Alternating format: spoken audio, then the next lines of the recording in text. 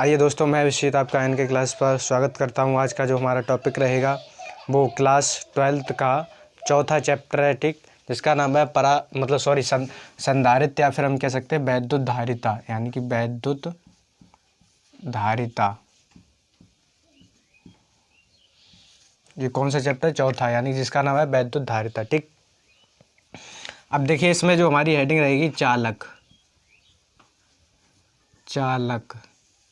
देखिए, चालक क्या होते हैं? हम कह सकते हैं चालक वे पदार्थ होते हैं जिनमें मुक्त इलेक्ट्रॉनों की संख्या अधिकतम मात्रा में पाई जाती है, तथा हम कह सकते हैं, अर्थात कहने का मतलब जिसमें धारा का प्रवाह सुगमता से हो सकता है या होता है, उसे ही हम क्या कहते हैं? चालक कहते हैं। जैसे हम बात करें, सभी जितनी भी धातुएं होती हैं, सोना चांदी वगैरह, एल्यूमिनियम वगैरह, जितनी भी धातुएं हैं वो क्या हैं? चालक हैं, ठीक। जैसे हम बात करें सोना चांदी की, यानी कि सोना हुआ, ठीक, चांदी हुआ, ये सभी क्या है? चालक है। अर्थात कहने का मतलब ये है जिसमें धारा का प्रवाह आसानी से किया जा सकता है, वही क्या कहलाता है? चालक कहलाता है, ठीक। सभी धातुएं क्या है? चालक हैं। पारा भी क्या कह सकते हैं? चालक है, ठीक। अगली जो हमारी हेडिंग रहेगी अचालक। देखिए, अचालक क्या होता है? अर्थात हम कह सकते हैं, यानी कि इनमें क्या होता है? मुक्त इलेक्ट्रॉनों की संख्या अधिकतम मात्रा में नहीं पाई जाती है, तथा इसमें धारा का प्रवाह आसानी से नहीं होता है, ठीक। क्या कहलाते हैं? अचालक कहलाते हैं। देखिए, कहने का मतलब अचालक क्या होता है? एक रबड़ की बात करें, रबड़ हुआ, लकड़ी हुआ, ये सभी कैसे हैं? अचालक हैं, ठीक। लकड़ी, रबड़ वगैरह और भी चीज़ें हैं, एक मतलब और भी चीज़ें होती हैं, ठीक। तो ये अर्थात कहने का मतलब प्लास्टिक वगैरह भी कह सकते हैं, तो इसमें भी धारा प्रवाहित नहीं होती है। तो ये क्या हुआ? सभी जो हैं अचालक हैं, ठीक, जिसमें धारा का प्रवाह नहीं होता है। अगली जो हमारी हेडिंग रहेगी, यानी कि वैद्युत धारिता। अगली हमारी हेडिंग रहेगी वैद्युत धारिता, ये वाली हेडिंग, ठीक, वैद्युत धारिता। देखिए, वैद्युत धारिता का जो फार्मूला होता है C = Q/, क्या होता है? UV होता है। देखिए, कहने का मतलब ये, मान लीजिए ये कोई चालक है, ये क्या है? चालक है। इस चालक को हमने जब Q आवेश दिया तो इसके विभव में, यानी कि B जो विभव है, यहाँ पर देखिए बात समझिए, यहाँ पर Q जो है वो क्या है? आवेश है। ये जब हमने पहला चैप्टर पढ़ाया था वहाँ पर बताया था, ठीक। और जो UV दिखाई दे रहा है वो क्या है? विभव। और यहाँ पर जो C है वो क्या है? वैद्युत धारिता है, ठीक। तो हम कह सकते हैं ये क्या हमने एक मान लिया, एक चालक लिया, ठीक, चालक। देखिए, हम कह सकते हैं किसी चालक को दिया गया आवेश Q तथा इसके विभव में होने वाली वृद्धि UV के अनुपात को ही हम क्या कहते हैं? वैद्युत धारिता कहते हैं। मान लीजिए कोई चालक था, जैसे हमने Q आवेश दिया तो इसके विभव में क्या होने लगी? वृद्धि होने लगी। तो इन दोनों अनुपातों को ही हम क्या कहते हैं? वैद्युत धारिता कहते हैं, ठीक। अगर इसके मात्रक की बात करें, आवेश का मात्रक क्या आपने पढ़ा था? यानी कि कूलाम होता है। और विभव का जो मात्रक होता है वो आपने क्या पढ़ा था? यानी कि वोल्ट। तो इसका मात्रक कूलाम/वोल्ट भी हुआ, ठीक। अगर इसकी विमा की बात करें तो देखिए, B बराबर आपने फार्मूला W/Q वाला पढ़ा था, यानी कि W का जो कार्य की जो विमा होती है वो क्या होती है? ml² T-2 होती है, ठीक। और यहाँ पर आवेश की विमा क्या होती है? AT होती है, ठीक। तो यहाँ पर UV की जगह पे हम मतलब जब ये ऊपर जाएगी तो क्या होगी? मतलब ml² T⁻³ और A⁻⁻1 होगी, ठीक। ये किसकी होगी? विभव की विमा होगी। और ऊपर और AT दे रखी है, तो इसकी जब विमा निकालेंगे यहाँ पर, मतलब AT पहले से ही दे रखी है, ठीक। और नीचे UV की जगह पे हम कितनी विमा लिखेंगे? ml/2 T⁻³ A⁻⁻1। जब इसे ऊपर लेके जाएंगे, जो प्लस वाले साइन है वो माइनस में होंगे, माइनस वाले किस में होंगे? प्लस में होंगे। तो यहाँ पर लिख सकते हैं ml/2 T⁻, एक और दे रखी है तो 4 होंगी, माइनस वाली ऊपर जाएंगी, और A⁻ कितनी होंगी? 2। ये किसकी विमा निकल के आई? यानी कि वैद्युत धारिता की विमा निकल के आई, ठीक। अब जो हमारी हेडिंग रहेगी वो किसी विलगित गोलीय चालक की धारिता, ठीक। तो देखिए, विलगित गोलीय चालक की धारिता हम कह सकते हैं, मान लीजिए, माना हमने R त्रिज्या का एक गोलीय चालक माना। ये जो है बिंदु O से इसकी त्रिज्या क्या है? R है, ठीक। और ये जो चालक है वो K परावैद्युतांक वाले माध्यम में रखा है, और K को आपको पता है क्या कहते हैं? परावैद्युतांक, ठीक। देखिए, हम कह सकते हैं यह जो गोलीय चालक है वो +Q आवेश से आवेशित है, ठीक। तथा हम कह सकते हैं ये चालक होने के कारण इस पर आवेश इसकी बाहरी पृष्ठ पर एक समान रूप से क्या हो जाता है, वितरित हो जाता है,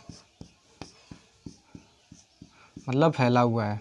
तो यही चीज़ हमें लिखनी है। हम कह सकते हैं माना आर त्रिज्या का एक विलुप्त गोलीय चालक है, ठीक, जो कि के परावैद्युतांक वाले माध्यम में रखा है, ठीक, तथा हम कह सकते हैं एक समान आवेश यानी प्लस क्यू आवेश से क्या है, आवेशित है, तथा यह आवेश इसकी बाहरी पृष्ठ पर एक समान रूप से क्या है, फैला हुआ है, ठीक।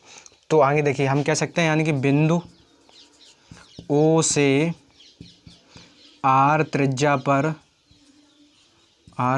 पर वैद्युत विभव या विभव कह सकते हैं, वैद्युत विभव, ठीक, इसका जो विभव होगा यानी कि B बराबर 1/4 पाई एप्सिलॉन नॉट और Q बटे क्या होगा, R, ठीक। अब देखिए आप यानी कि वैद्युत धारिता यानी गोलीय चालक की धारिता की बात करें, यानी कि गोलीय चालक की धारिता, ठीक, गोलीय चालक की जो धारिता होती है C बराबर Q बटे क्या होता है, UV। तो C बराबर देखिए यहाँ पर Q बटे UV का मान जो दे रखा था यानी कि 1/, यहाँ पर देखिए इतना स्क्रीनशॉट लीजिए, ठीक, फिर आगे करवा रहे हैं।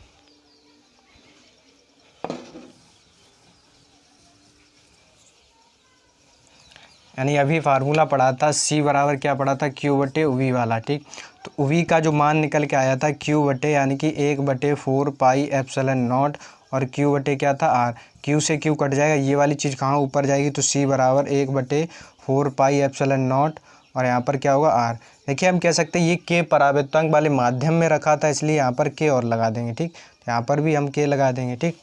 अगला जो सूत्र था वैद्युत विभव, वहाँ पर भी हम K लगा देंगे, ठीक। तो ये क्या आई, मतलब ये हम कह सकते हैं समीकरण नंबर 1 जो है विलगित गोलीय चालक की धारिता को व्यक्त करता है, ठीक।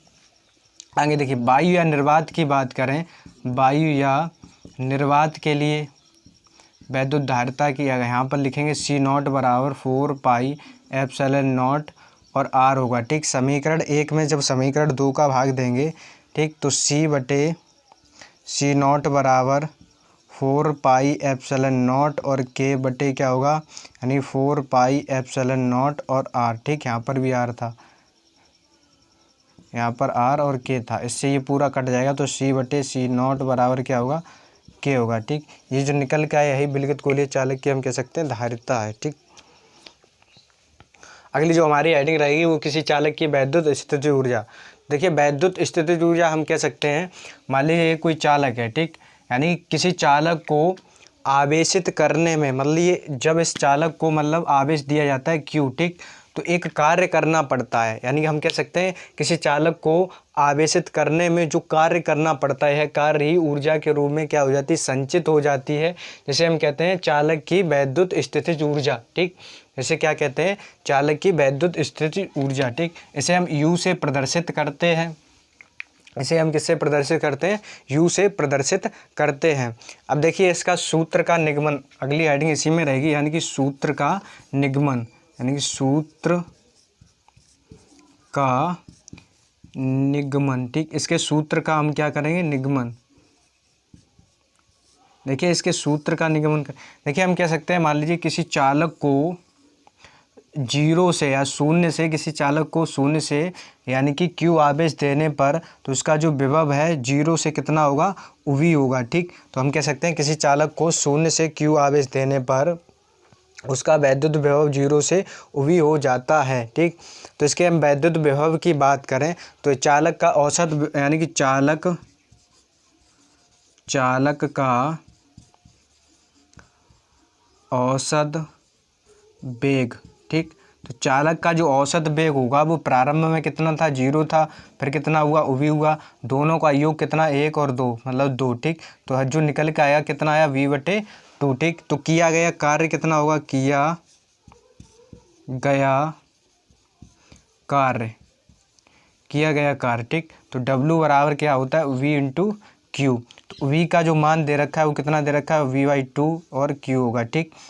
यही जो निकल के आया, मतलब जो सूत्र निकल के आया W बराबर VQ/2, यह कार्य ही वैद्युत स्थितिज ऊर्जा के रूप में क्या हो जाएगा, संचित हो जाएगा, तथा हम कह सकते हैं U बराबर क्या होगा, यानी कि 1/2 UV और Q, ये जो किया गया कार्य ही है स्थितिज ऊर्जा के रूप में क्या हो जाएगा, संचित हो जाएगा। ठीक, आगे देखिए इसी में